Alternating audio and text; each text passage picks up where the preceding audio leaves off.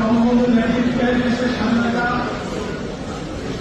৭৭ দিনে এটা করেন।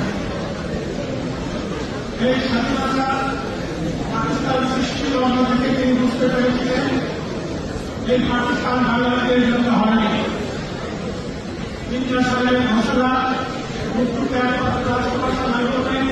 এটা প্রমাণিত হওয়ার পর তিনি একদিকে আন্তরিক সংগঠন গঠন করেন, অন্যদিকে দেশের মধ্যে কাজ শুরু করলেন।